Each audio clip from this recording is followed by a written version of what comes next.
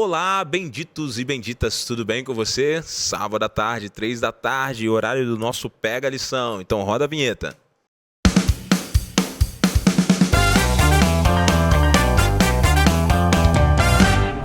Que bom que você está aqui com a gente estudando a lição. Estamos chegando na 5ª lição já desse primeiro trimestre de 2024, da lição Liberdade. E se você não tem essa lição aqui, você está perdendo muito. É por isso que a minha dica para você é baixe o aplicativo do 7Me para você estar aprendendo, estudando. Lá você vai ter acesso a livros, vai ter acesso a filmes, vai ter acesso à lição da Escola Sabatina, vai ter acesso a uma série de instrumentos para te ajudar na tua comunhão. E como você sabe, a proposta do nosso podcast é revolucionar a sua vida através da comunhão. E para isso, você vai precisar estudar a lição da Escola Sabatina.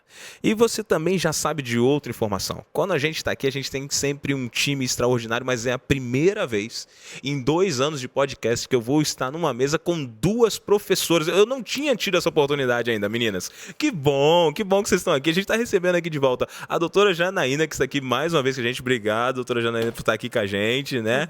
Muito bom ter você com a gente. E também estou recebendo aqui a minha querida amiga Débora também, psicopedagoga, não é isso? Olha só que está aqui com a gente também. Como é que você está, Débora? Tudo bem? Bem, graças a Deus. Que bom. Indo. É a sua segunda participação aqui no podcast, é a segunda, né? Olha só, você teve nos primórdios, a gente tava com o microfone na mão ainda. Tá bem evoluído. O negócio mudou, né? Andou, tem cenário agora, tem tudo. Aqui ficou muito diferente. Fone. Tem fone, agora a gente tá se ouvindo, né? Tá que bacana, que bom. E meninas, vocês são lá de Arthur Nogueira, como é que tá Arthur Nogueira?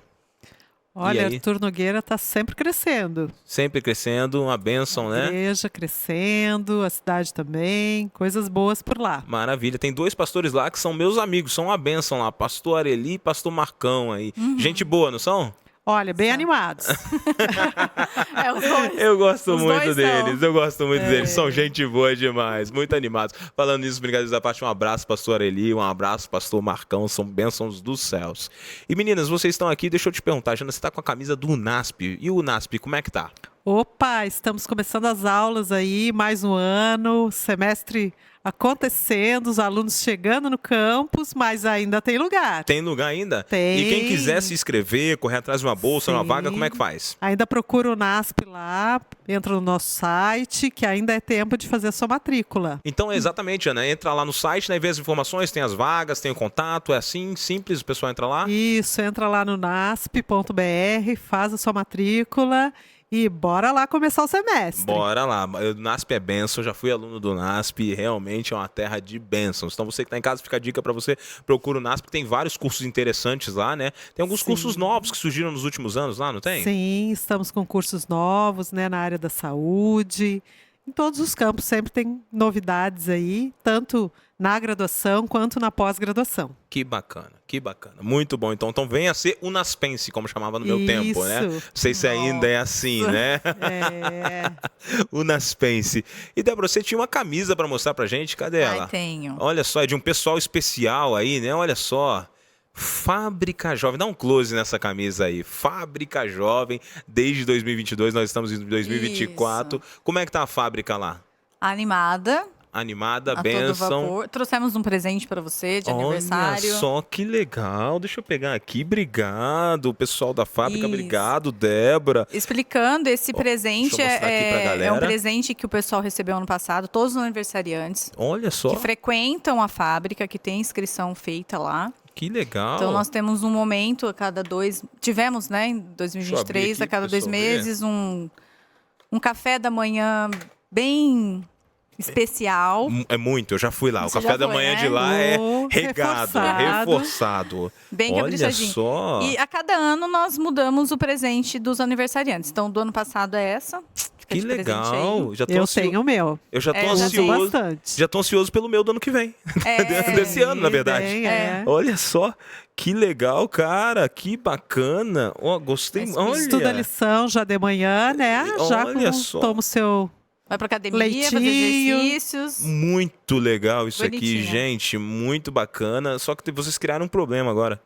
todos os convidados vão ter que me trazer presente agora aqui. Com certeza. E eu acho que o pessoal da equipe também vai querer também. Isso. Vamos lançar moda. Fábrica Jovem também lança moda. Lançando moda. Muito obrigado, meninas. Olha só, muito obrigado mesmo. Vou guardar aqui com carinho. Vai estar lá na minha sala, lá também. Eu ganho presente, vocês sabem que eu não tenho coragem de... Não é de não usar, não é isso. Mas todos os presentes que eu ganho dos Ministérios Jovens, eu vou acumulando na minha coleção. Sim. E aí eu vou coleciona. juntando, eu tô colecionando eles lá. legal. Então entra lá na minha sala. Um dia desse eu vou mostrar aqui no podcast. Tem lá vários lembrancinhas. E esse aqui vai ter um lugar muito especial com carinho lá. Obrigado mesmo, pessoal. Valeu pra mesmo. Mim, que sou museóloga, vamos Sim. ter que organizar essa coleção. Opa! Vamos organizar sim. Vamos lá. Não vai ter tantos anos assim de coleção, mas dá pra datar, dá pra colocar tudo certinho lá. Mas, meninas, o pessoal de casa veio aqui pra estudar a lição. Então vamos começar a estudar a lição. Pedir pra Jana Sila, ora pra gente iniciar, vamos por favor. Orar, então. Senhor nosso Deus, nosso querido Pai, que privilégio estarmos aqui juntos com o pessoal de casa, estudarmos mais um pouquinho da Tua Palavra, aprendermos mais aquilo que o Senhor tem para nós. Amém. Fica conosco neste momento, derrama o Teu Espírito Santo sobre nós, em nome de Jesus. Amém. Amém, Senhor, amém. Muito bem, meninas, essa lição está um tanto quanto interessante. Separação entre igreja e Estado. Olha só, essa lição aqui eu sei que agora o bicho vai pegar, porque realmente, se esse tema, alguns anos atrás, aí na época da eleição, amigo, isso tava pegando fogo, né? Divide, né? Divide muito. Vocês viram aí, antes da gente começar a lição, na época das eleições, houve muita divisão por onde vocês estavam, na igreja, família, um monte de coisa? Como é que foi isso aí por aí? Sim, eu tive amiga que deixou de me seguir. Uau, olha só. Tudo isso por uma questão de visão política? É isso, quando eu percebi, né, porque para mim estava tudo ok, ela disse que nós não seguíamos o mesmo caminho mais, não tínhamos a mesma ideia, então era melhor. Ok, beleza, tem tanta gente que é diferente de mim, não deixei de seguir. Nossa. Mas nenhum embate, nada disso, mas na minha família não. Sim. E na sua igreja? Na igreja eu vi alguns burburinhos. A gente ouve, né? Sim. Nós acabamos ouvindo um outro ali. Mas de separação, de brigar, eu não vi. Eu não vi. Não sei se a Jana A gente vê as vivenciou. pessoas com opiniões diferentes, às vezes bem divergentes, né? Sim. Isso a gente percebe E no bastante. meio acadêmico, Jana, ainda, como é que foi lá dentro da universidade? Olha, às vezes o aluno, pelo menos o aluno interno, ele acaba não acompanhando muito o noticiário. Mas tem alguns cursos que os alunos são um pouquinho mais politizados, principalmente aqueles alunos mais dos cursos das áreas de humanas. Então, eles acabam se envolvendo um pouco mais em debates, opiniões, leem mais sobre o assunto. Entendi. E aí, com tudo isso, que a gente vive num universo basicamente cristão, né? A gente está falando aí de família, amigos, estudantes, em sua maioria cristãos, independente da religião, e a gente percebe que existe uma aproximação entre o Estado e a igreja. E será que essa união, ela seria saudável? Será que não? A gente viu aqui uma tirinha um tanto quanto interessante, que é aquela tirinha do gato, né? Que era um memezinho antigo aí, né? Sarcástico, Sarcástico, né? gatinho. Debochado, ele é bem debochado. Bem debochadinho. O que vocês acharam desse meme, meninas? Então, eu acho interessante aqui, né? Porque é uma tentativa, né? Você prometeu não falar mais de política no grupo da igreja. E às vezes eu fico pensando, nós que temos essa ideia de que nós somos um ser holístico, né? Em que medida a gente consegue separar, né? A minha conduta, a minha prática política, o meu eu político, porque todos nós temos, né? E o meu eu religioso. Né? Será que é possível? Ou isso tem que conciliar? Tem gente que diz assim, olha, não é possível ser cristão e seguir determinadas correntes ideológicas partidárias, né? Outros já acham que é possível. E o contrário também fala a mesma coisa, né? Exatamente. O contrário né? também diz a mesma coisa. E quando a gente vai buscar, assim, por exemplo, na história, os dois conceitos principais que nós temos na política, democracia e república, que surgem na Grécia Antiga e também na Roma Antiga, estavam profundamente atrelados à religião. Tanto que os deuses que representavam a paz, né, a deusa Pax, né, a deusa Libertas, né, a deusa da equidade, eram tudo deuses, né? Então eram os deuses, né, que controlavam, né, o universo. Portanto, controlavam a política, né? E havia um grande interesse por parte dos reis antigos em agradar os deuses para poder, então, ter um reino bem-sucedido. Um favorecimento político, um reino melhor e tal. Exatamente, né? O rei era divino, né? Era a atribuição divina, os reis. Então, essa ligação entre política e Estado não é nova, né? Não, já é antigo. Religião e política é antiga. E ao longo da história da humanidade realmente oscila. Sim. Né? Tem determinados episódios que é a igreja que domina mais, que é a religião. Mas sempre a igreja está atrelada e com poder político mesmo. Acho que hoje que nós estamos vendo essa tendência de querer separar.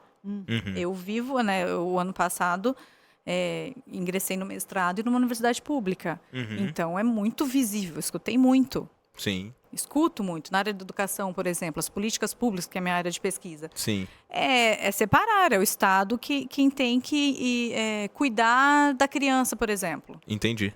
Então não eles querem... a igreja, eles querem separação. Eu percebo isso. Os conteúdos que vão não ser mais a igreja, a trabalhados. família.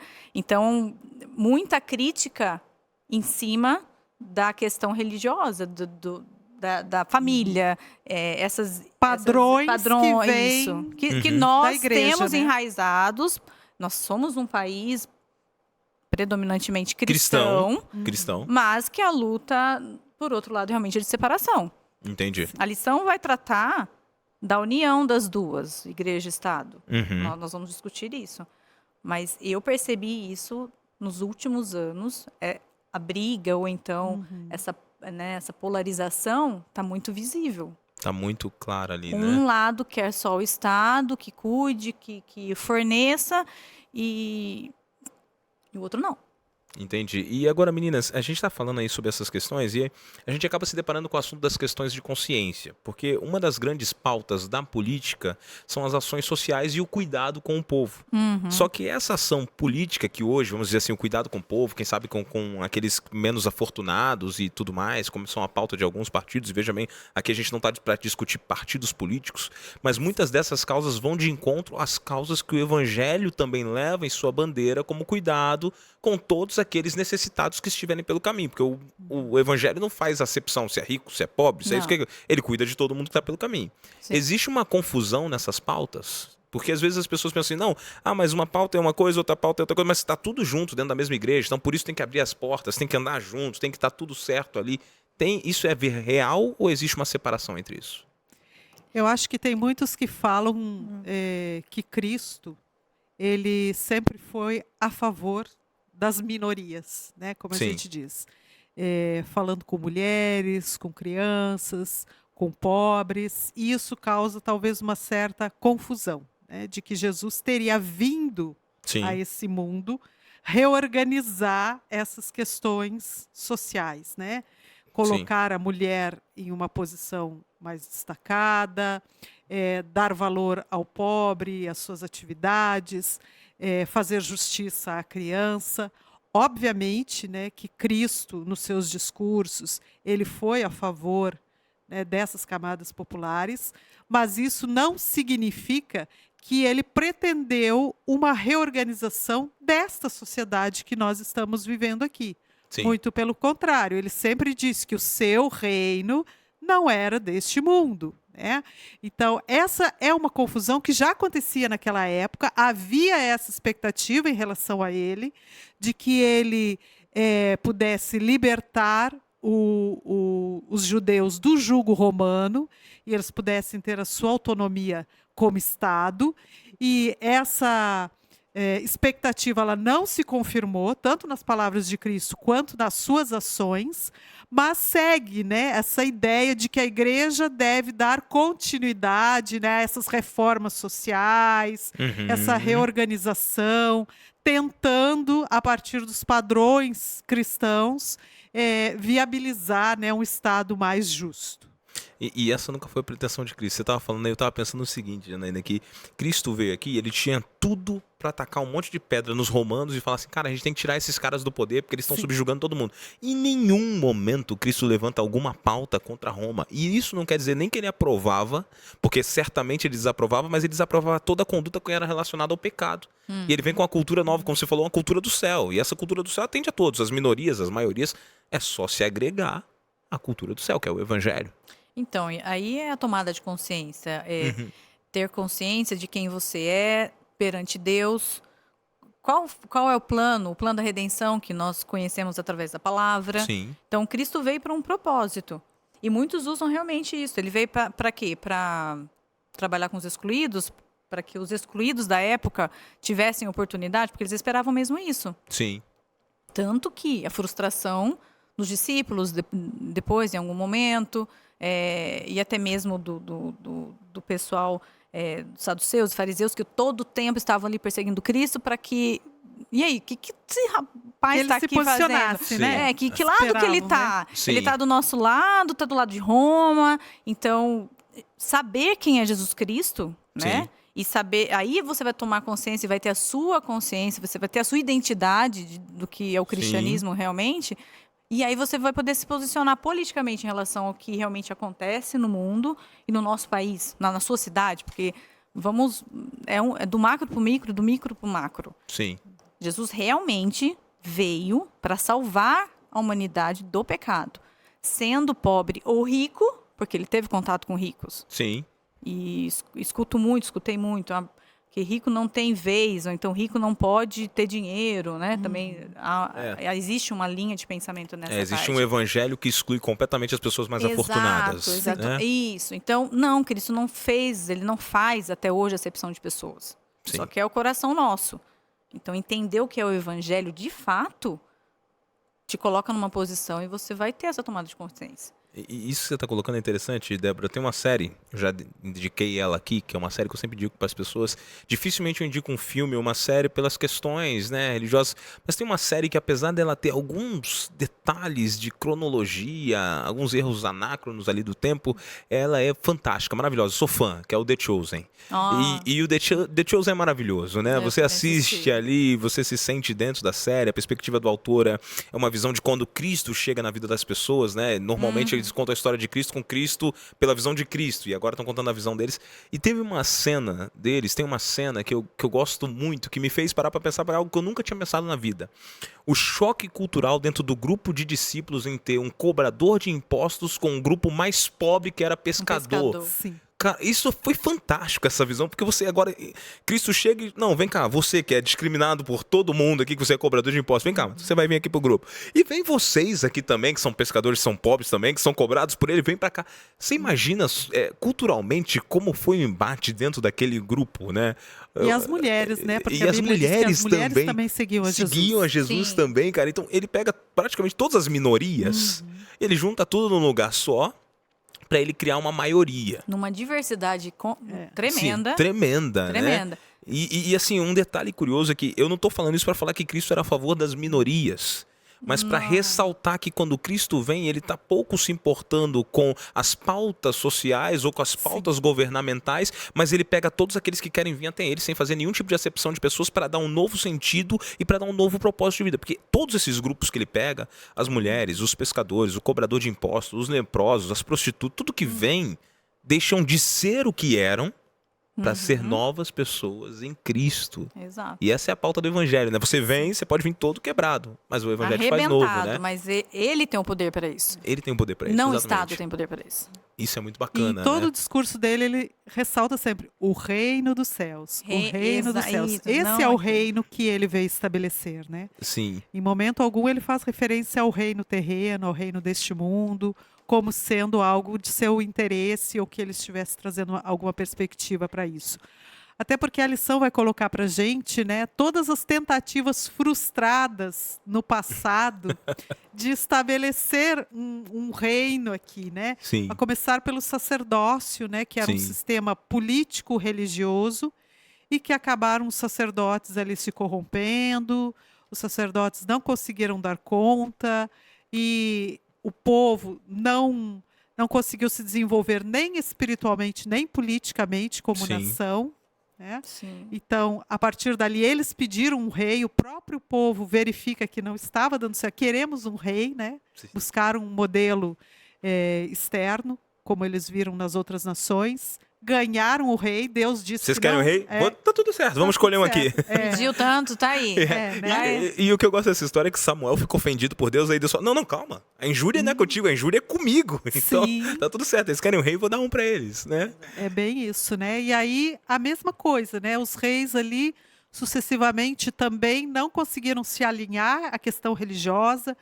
É interessante quando a gente lê a Bíblia, né? A Débora que estava relatando que conseguiu esse ano, né? Fazer a leitura no Não, ano e a Bíblia passado. dela tá bonitinha, tá toda marcadinha, Leu a pintadinha, né? Bíblia Tá e tal. maravilhosa. Legal, né? Toda colorida. Toda colorida. E a gente vai vendo que a Bíblia vai dizendo, vai narrando ali os reis, né? E esse não foi bom aos olhos do Senhor, né? Não Sim. agradou o Senhor. Poucos reis conseguiram, de fato, ter um reinado politicamente e religiosamente bem sucedido, né? Não Sim. foi fácil. E tipo assim, parece que quando você vai lendo a história dos reis de Israel, mesmo antes do reino, depois quando o reino se divide, quando o reino se junta, tudo, enfim, em todas as histórias parece que cada um que vem é pior que o outro.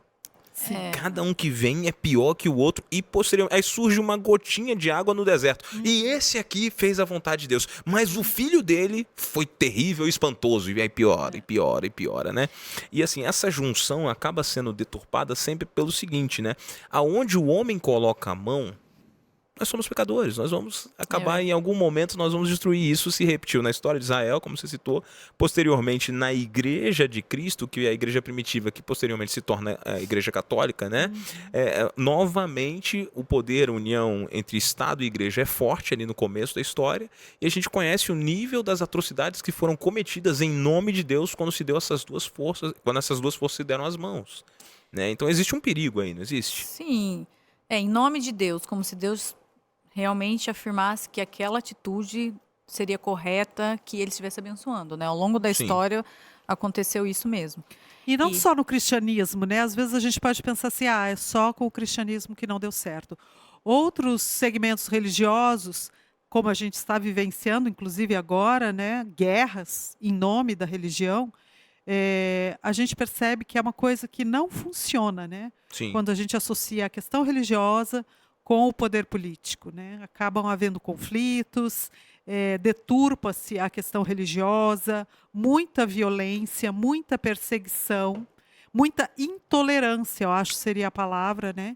Quando você não aceita que o outro não siga a sua religião, inclusive no movimento protestante, né? A lição vai Muitíssimo. ressaltar. Sim. Às vezes a gente pode pensar que isso aconteceu só por parte da Igreja Católica, mas a Igreja Protestante, quando dá continuidade e ela consegue se libertar dessas perseguições que estava recebendo da Igreja Católica, ela age da mesma maneira. Ela utiliza as mesmas ferramentas, Exato. né? E isso é pesado, né? Porque agora a gente percebe, tem uma coisa que eu sempre penso, se alguém tivesse que impor o evangelho, seria Deus, porque ele teria todo o poder para fazer isso, mas ele não impôs o evangelho. Poder e autoridade. Poder e autoridade, né? Porque- E ele não impõe. Não.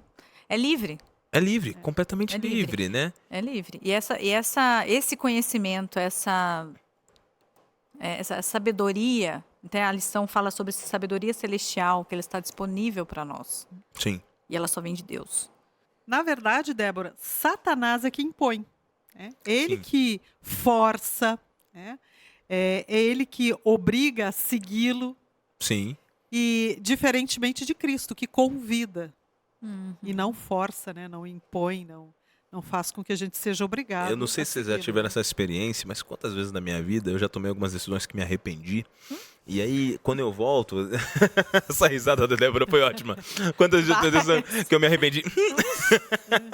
Né? Quem nunca? Acho que todo mundo já passou por isso, sim, né? sim. Mas eu já, no passado, quando eu estava nessa situação, eu acabava orando a Deus assim, Senhor, se o Senhor pudesse tirar minha liberdade de escolha e tomar as decisões e fazer o plano, eu não vou ficar triste, eu vou só seguir porque eu sei que vai dar certo. E quando eu tô no controle, nem sempre, na verdade, a maioria das vezes, não dá certo. Cansei de escolher Né? errado. Então, Escolher errado, por favor. escolha por mim. Cara, eu errei muito, dá pro senhor tomar o controle aqui, né? Mas nem nessa situação Deus impõe nada. Deus deixa a gente dele, deixa os conselhos, deixa os parâmetros, deixa os pedidos, deixa as leis, como se fossem uma bússola para nos nortear, mas o evangelho é uma coisa que você tem que aceitar. É de graça. É de graça e você Você aceita. não tem que fazer nada. Então, essa também é uma diferença do que Satanás propõe. Você sempre vai ter que oferecer algo em troca para Satanás. Cristo não. Ele te aceita do jeito que tá mesmo e tá lá, ó, tá pronto. Ele já morreu por você, ele já veio, o plano está pronto. Tudo tem se cumprindo, tudo já se cumpriu que era para cumprir e ainda estão aí, ó, estão se cumprindo. Nós estamos vendo. Sim. Sinais estão aí, como você falou, os sinais, as leis. São os Exatamente. parâmetros. Os parâmetros estão aqui, né? É que somos teimosos mesmo. A gente né? é teimoso e a gente acaba chorando no final. Agora, mesmo falando assim, ainda assim a Bíblia não exorta ninguém a ser um rebelde sem causa. Né? Se rebelar contra as autoridades. Por outro lado, a gente tem aqui no livro de Romanos, eu queria ler com quem está em casa, Romanos capítulo 13, versículo 1. O Matheus vai colocar aqui na tela para todo mundo ver. Eu vou ler na minha versão, talvez alguns estejam estranhando, a minha versão é um pouco diferente. Eu estou lendo a nova versão internacional, ganhei essa Bíblia aqui. Aliás, hoje eu estou cheio dos presentes, né? Então quem estiver em casa e quiser mandar presentes, eu ganhei essa Bíblia, é maravilhosa, nova versão internacional. Eu gosto muito dessa versão, gosto da RA também, que é a revisada e atualizada, que é maravilhosa. Mas vou ler nessa nova Bíblia, hashtag fica a dica para você que está em casa. Meu aniversário é dia 5 de outubro, quem quiser mandar presentes, são todos bem-vindos. Então... Vai ter um tempinho até lá, já, pra se preparar. Dá para se preparar. Brincadeiras à parte, gente. Romanos 13, versículo 1 diz assim: todos devem sujeitar-se às autoridades governamentais, pois não há autoridade que não venha de Deus. As autoridades que existem foram estabelecidas por Ele. Isso aqui é curioso. Quer dizer que todo o governo foi estabelecido por Deus, e eu não vou nem apontar para os dias atuais. Quer dizer lá que Carlos V, Luís não sei quantos, quando perseguiram os cristãos e os reis da época da Inquisição e tantos outros governantes que passaram por aí, que fizeram maldade contra os cristãos, e a gente tem agora isso acontecendo até na atualidade também, governantes da janela 1040, né? Ditadores de países que a Bíblia não pode entrar, ou aqui perto mesmo temos outros, vamos dizer assim, projetos de ditadores que estão perseguindo papas, freiras, perseguindo um monte de gente.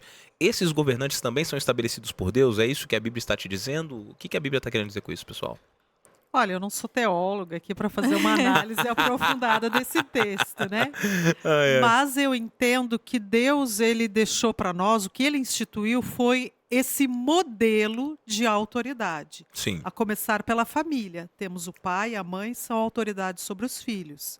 Da mesma maneira, a sociedade, ela precisa se organizar a partir de estruturas de autoridade. Hierarquia. Agora, hierarquias, né, organizações para a própria defesa daquela sociedade. Certo. E a partir disso, é claro que ele nos dá a liberdade de escolhermos os nossos governantes. Sim. Né? Então, aí cabe também, embora Deus tenha estabelecido esse modelo, nós agora somos os responsáveis por gerirmos esse modelo que ele colocou.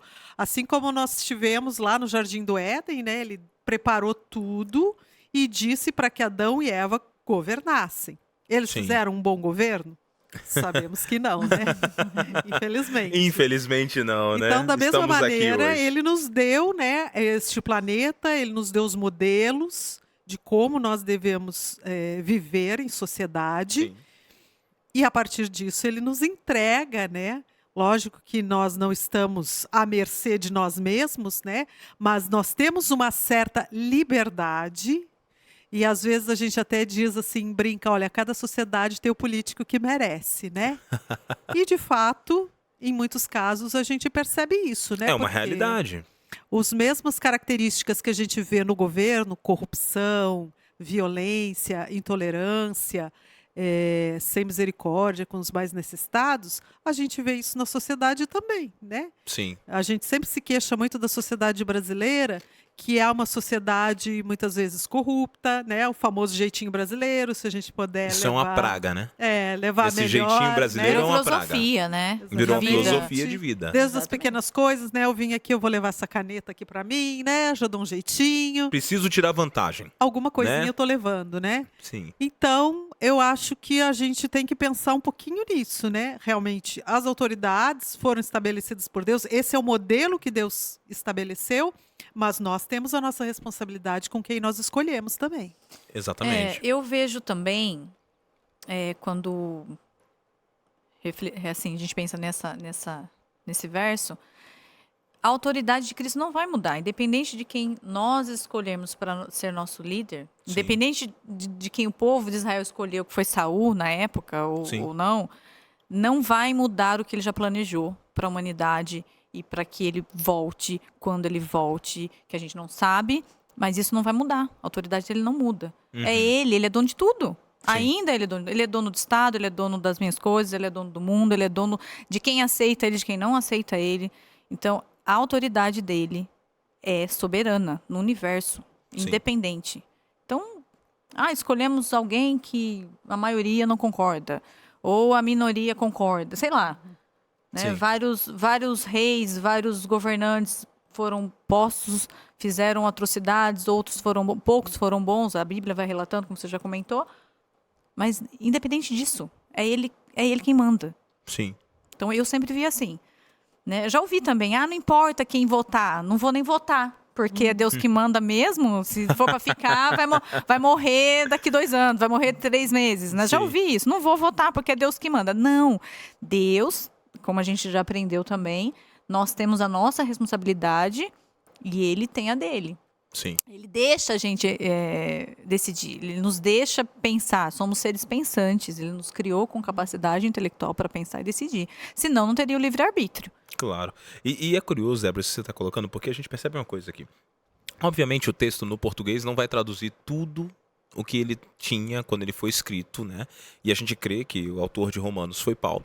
E Paulo escreve Romanos para uma igreja pequena, que está situada numa cidade cosmopolita, que era Roma, uma cidade com uma cultura muito diversificada, né? E de certa maneira todos os estrangeiros eles tinham que se submeter a Roma. Então era um governo opressor que tirava muito dinheiro deles e que trazia muito sofrimento. Então Paulo escreve para essa igreja colocando da seguinte maneira: ele não está dizendo que Deus elegeu ou o Herodes da época ou o César da época, mas ele está dizendo que se ele ali está, ele está debaixo da permissão divina. Deus não o elegeu.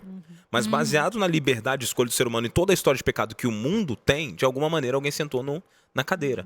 Mas o principal objetivo do texto não era falar para eles assim: olha, esse camarada que está aí, esse líder que está aí é o melhor que tem. Não. O principal objetivo do texto... Deus quis. Porque Deus quis, não era esse. O principal objetivo do Paulo era falar: não precisam ficar se preocupando com isso e sendo rebeldes que estão todos os dias nas ruas protestando, brigando, pelejando, tentando tirar ele de lá. Esse não é o objetivo da gente.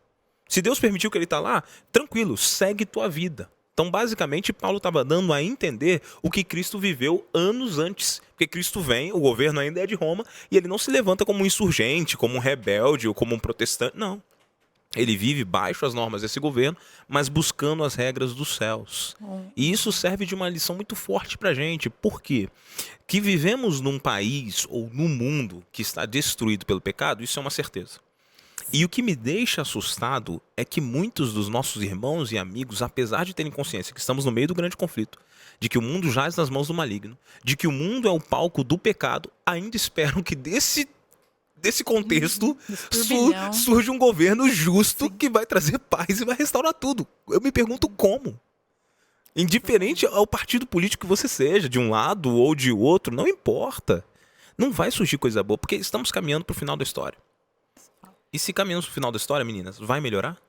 Então, a gente percebe, assim, inclusive, as leis, né? Várias leis que vêm sendo promulgadas são leis que são contrárias aos princípios cristãos, permitindo, por exemplo, práticas, né, que a Bíblia não aprova, tanto nos relacionamentos, no modelo de família. Sim. Então, são leis que um cristão, ainda que aquela lei permita, né, no seu estado, no seu país, um cristão ele não deve fazer uso desse direito, vamos dizer, ou seguir essa lei. Né? Então, é isso que a gente deve observar. Por outro lado, a gente poderia pensar assim: então, o bom seria que nós tivéssemos líderes cristãos, porque eles iriam fazer leis que estivessem, né, de acordo com a Bíblia. Bom, mas aí essa lei seria boa para nós cristãos, mas para aquele que não quer ser cristão ou tem uma outra vertente religiosa, ele se sentiria prejudicado. E aí onde estaria a liberdade dele? Então, é bastante complicado a gente pensar assim que muitas vezes a gente é tão intolerante quanto o outro, né? Porque a gente gostaria que as leis fossem em nossa defesa. Sempre. Né? e que buscassem aquilo que a gente acredita, e não uma verdadeira liberdade religiosa. Eu vejo como uma armadilha isso aí que você está falando, porque querer que um governante se eleja, que tenha o mesmo pensamento que eu, ou a mesma filosofia que nós, os cristãos, temos, para beneficiar somente um grupo, que somos Sim. nós, vamos lá, você vai cair na armadilha de Satanás, do seu egoísmo, de que é só o que interessa, é o que você pensa. E que o outro deve ser punido. E que o outro deve ser senão- punido. Então, é uma armadilha. E Satanás está aí, não tá brincando. Não. Não tá, não é somente em relacionamentos que ele tem planos, não é só com a questão de saúde, como já foi discutida na lição passada. Não é só nisso. A política, nós vivemos política. E aí também eu discordo quando alguém fala assim que religião, política e futebol não se discute. Não, a política, ela norteia muito a nossa vida. Sim. Ela norteia, e independente, começa lá ali no seu bairro, começa o ato político é na sua casa, porque tem regras. Sim. Não é somente, é que o pessoal, acho que a maioria não para pensar ou estudar, porque a política é legal de estudar, é gostoso de ver. O problema nosso, sempre, eu penso assim, é politicagem. Sim. São as brigas, o impor, essa imposição que você também comentou, amiga. Então, eu vejo mais por esse lado também. Sim, e agora a gente percebe uma coisa, pessoal. Quando a gente vai falando sobre isso, a gente percebeu que nos últimos anos no Brasil, o Brasil com o crescimento da internet, principalmente o avanço das redes sociais, o Brasil se tornou um país altamente politizado. Sim. Né? Porque de todas as castas sociais, todo mundo discute política. Cada um, como disseram vocês, olhando pelo seu ponto de vista. E como o país é altamente politizado e os cristãos estão aqui dentro dessa cultura, acabou que a igreja também se tornou altamente politizada. E atacada também. E atacada também. E aqui eu chamo a atenção para uma coisa. Existe uma preocupação. Porque antes de você ser um cidadão brasileiro, e não me entenda mal, todos somos, mas antes de ser cidadão brasileiro, antes de você ser militante de um partido, você é cristão. E nós estamos invertendo os papéis. Nós estamos primeiro olhando para meu lado político, para minha cidadania brasileira, para depois, se o meu cristianismo pudesse submeter a isso, tudo bem. Se ele não puder, ele fica de lado e agora eu vou olhar para o meu lado político primeiro. O que me convém. O que me convém primeiro. E Cristo, quando ele vem aqui, ele não tem preocupação nenhuma, como a gente já ressaltou aqui, sobre essa questão de lados políticos. Por outro lado, ele não se torna um rebelde, ele respeita, porém tem uma passagem que eu gostaria de ler, que é a passagem de Mateus, capítulo 22, vocês podem abrir aí, que é do versículo 18 até o 21. É o momento exato, então, que os fariseus vão ali questionar a Cristo com relação à moeda, né? E a cobrança de impostos ali com Cristo, né? E sobre moedas, a gente tem até aqui a museóloga, a Jane, que pode depois esclarecer pra gente mais ou menos como é que era essa moeda. Tem essa moeda no museu. Você tem essa moeda no museu, Jane? Tenho. Como é que era essa moeda aí? Ela tem de um lado, como é que fica mesmo? Tinha a face, né? A face, legal, do imperador. Do imperador. Ali a jurisdição que aquela moeda circulava, Sim, eles utilizavam a face a face do imperador. do imperador. E é bacana que a resposta de Cristo vem de encontro a isso aí, quando Jesus fala assim, versículo 18 em diante. Mas Jesus, percebendo a má intenção deles, perguntou: hipócritas, por que vocês estão me pondo à prova? Mostrem-me a moeda usada para pagar o imposto. Eles lhe mostraram um denário. E ele lhes perguntou: de quem é esta imagem na inscrição? De César, responderam eles. E ele lhes disse: então deem a César o que é de César e a Deus o que é de Deus. É curioso porque Cristo ele poderia naquele momento ter usado N tipos de argumentos para se desvencilhar desse pagamento desse imposto. N tipos de argumentos para se desvencilhar do domínio de Roma. Ele poderia ter falado qualquer coisa, mas por outro lado, ele não somente se submete, como ele paga o imposto também. Posteriormente ele fala: dá a César o que é de César, a Deus o que é de Deus. Aqui a gente encontra um parâmetro. Nós não somos rebeldes com relação ao governo que está lá, seja ele qual for. E eu garanto a vocês aqui que estão e aqueles que estão nos assistindo, pode ser o pior governante que nós tivemos no Brasil. Nenhum deles vai ser pior do que os Herodes que passaram, do que os Césares que passaram, do que o governo de Roma que passou, né? Então, Cristo fala: dá a César o que é a César e a Deus o que é de Deus. Então, em primeiro lugar, nós obedecemos a Deus. Depois, nos submetemos. Se um entrar um contra o outro, como é que fica a minha lealdade? Para onde vai? E aí? que vocês me dizem? E é interessante que, na época de Cristo, essa divisão já havia entre os líderes religiosos, né? A lição vai colocar aqui, né, os fariseus, Sim, que eles desejavam muito mais que o povo judeu se libertasse do jugo romano, sim. enquanto os saduceus e os herodianos eram favoráveis a Sim. Roma. Então a gente também tem aqui uma divisão A divisão já política, existia, né? política já tinha, ali, né? Para um lado e para o outro aqui, Sim. né? Então, da mesma maneira ali, Jesus foi questionado, né, Sim. de qual lado ele estaria. Paga o imposto, ou seja, você é a favor de Roma, Sim. ou você é a favor que a gente faça aqui uma insurreição e não pague o imposto. E não paga o imposto. né? Se rebele contra o sistema vigente. E poderia ser ali aquele momento, né? Eles esperavam isso, na verdade, eu acredito, Sim. né? Que despertasse aí. Que esse Messias que vai fazer? vai Que- falar agora? Qual lado dele? Qual Qual lado lado ele ele? tá? Se é A ou B, né? Sim. De que lado que você tá. Então, há, na verdade, assim, esse mesmo questionamento é feito para nós como cristãos. E a gente sente muitas vezes que a gente está em um ambiente e as pessoas questionam a gente. Mas você está de que lado? Do A ou do B? Sim, Né? Qual é a sua vertente? sim. Né?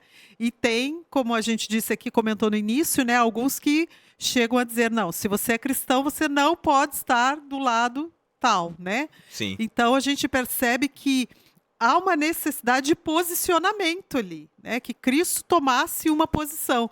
E aí pode parecer assim, Cristo saiu pela tangente, né? Não, Cristo ele coloca, olha, o meu reino, o meu interesse, a minha prioridade não é essa. De Exato. quem é essa moeda aí? Né? Sim. Ele pergunta, essa moeda aí de quem é? É de César? Então dá para César, né? Sim. E para Deus, dei O que é de Deus. É o que é devido a Deus, né? E às vezes nós, como cristãos, também estamos com dificuldade nessa questão de prioridades, né? Qual é a minha prioridade? A própria Bíblia diz assim: vocês são nação santa, né? Sacerdócio real. Sacerdócio real. Ela não diz assim, você é da nação brasileira, né? Não. Não diz.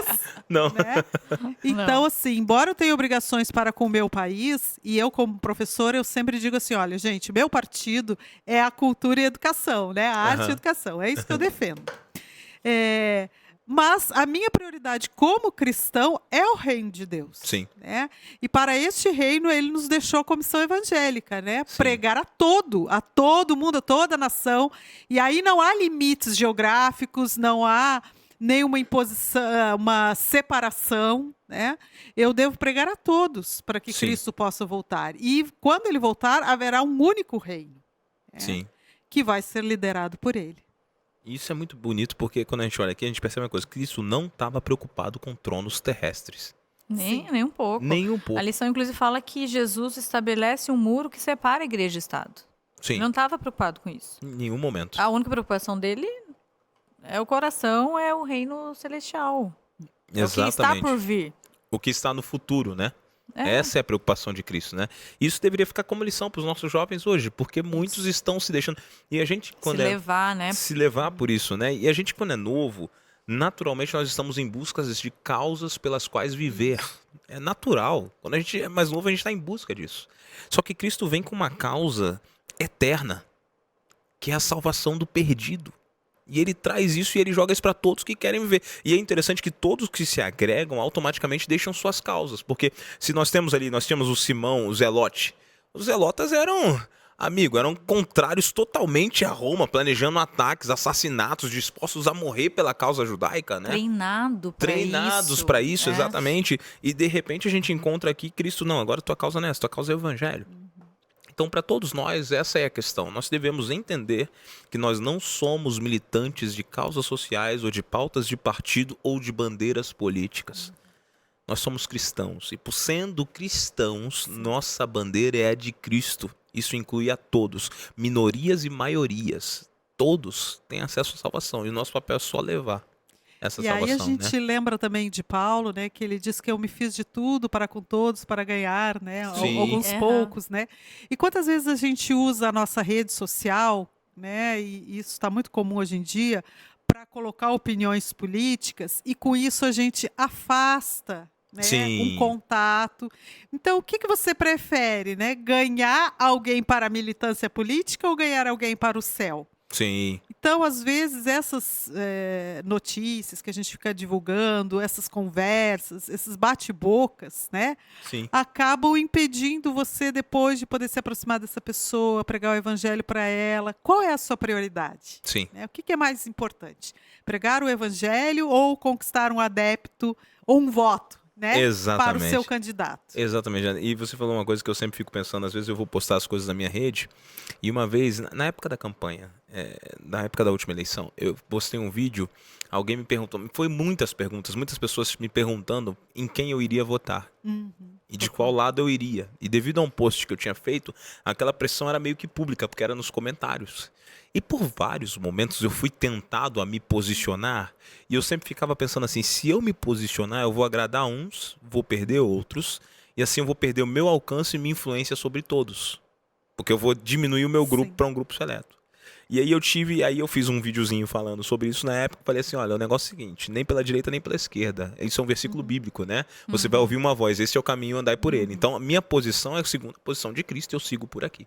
Acabou. Foi esse meu vídeo, minha resposta na época.